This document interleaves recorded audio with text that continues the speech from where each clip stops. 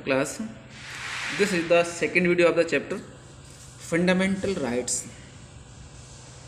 Fundamental rights जो Indian constitution में mention हैं वो राइट्स हमारे देश के ऑल सिटीजन्स को मिले हुए हैं. तो the Indian constitution guarantees certain rights to all the citizens of the country. तो इंडियन कॉन्स्टिट्यूशन देश के सभी सिटीजन्स के लिए कुछ राइट्स की गारंटी देता है. दीज राइट्स आर, ये राइट्स क्या हैं, आर कॉल्ड फंडामेंटल राइट्स. इन्हें फंडामेंटल राइट्स कहते हैं. तो देखिए इनको हम वन बाय वन पढ़ेंगे. एक नेम देख लेते हैं. First one right to equality. Equality यानी कि ऑल आर ट्रीटेड इक्वली, समानता का अधिकार हो गया. राइट टू फ्रीडम, स्वतंत्रता. Right against exploitation. एक्सप्लॉयटेशन मतलब क्या होता है, हमारा शोषण हो रहा हो, हमारे साथ अन्याय हो रहा हो, उसके खिलाफ जो अधिकार है. Cultural and educational rights. Cultural और शिक्षा और संस्कृति का राइट सबको मिला हुआ है. Right to constitutional remedies. Constitutional remedies संवैधानिक उपचारों का अधिकार सभी को दिया गया है. तो फर्स्ट राइट हमारा देखिए है right to equality as per the article 14 to 18. Article 14 to 18 में of the Indian constitution every citizen is equal before the eyes of law. तो कानून की नज़रों में हर नागरिक समान है, सभी को समान अधिकार मिले, कोई भी भेदभाव नहीं किया जाएगा. ये राइट टू इक्वलिटी हुआ. नेक्स्ट नंबर 2 पे आते हैं. देखिए राइट टू फ्रीडम. तो इंडियन कॉन्स्टिट्यूशन के आर्टिकल 19 और 22 में the Indian constitution this right includes a number of other rights. इस राइट्स में दूसरे राइट्स भी शामिल हैं. अकॉर्डिंग टू दिस राइट, इस राइट के according all citizens of the country have the freedom of speech and expression. तो country के सभी सिटीजन्स को स्पीच एक्सप्रेशन की आज़ादी है. ठीक है, कोई भी ऑक्यूपेशन अपनी चॉइस का कर सकते हैं. People are free from cooperative societies and unions. तो इन सबसे फ्री होते हैं. अब नेक्स्ट है देखिए राइट अगेंस्ट एक्सप्लॉयटेशन.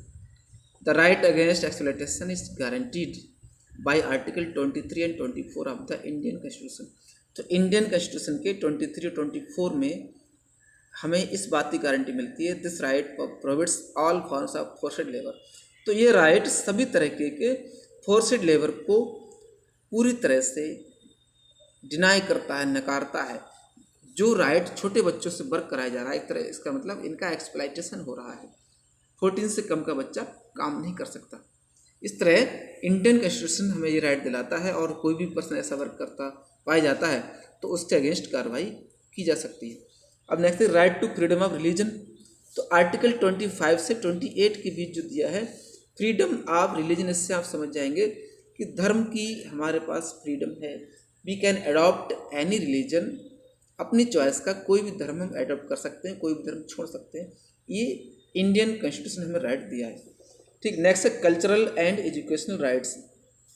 आर्टिकल 29 और 30 में जो जैसा मेंशन है कि ऑल सिटीजन्स को कल्चरल और एजुकेशनल राइट्स मिले हुए हैं कि हमारा रिलीजन कुछ भी हो, किसी एरिया में हम रहते हैं उस कल्चर में हम खुद को मेंटेन कर सकते हैं और सभी को एजुकेशन गेन करने का राइट है.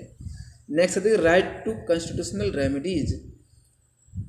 ठीक, आर्टिकल 32 में बताया गया है इंडियन कॉन्स्टिट्यूशन के guarantees the right to constitutional remedies to the citizens of the country.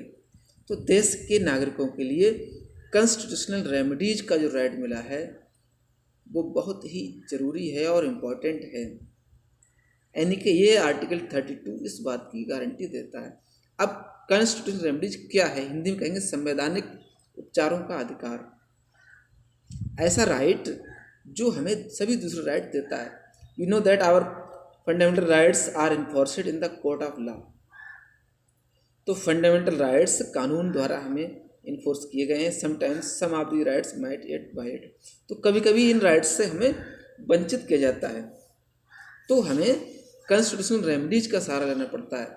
संवैधानिक उपचारों का जो अधिकार है जो इम्पोर्ट सबसे सभी राइट्स में सबसे बड़ा राइट्स कहलाया जाता है. तो इस तरह हमें जो भी राइट्स नहीं मिल रहे हैं तो इस राइट के अकॉर्डिंग हम अपनी कंप्लेंट दर्ज कराते हैं और राइट्स हमें प्रोवाइड किया जाता है.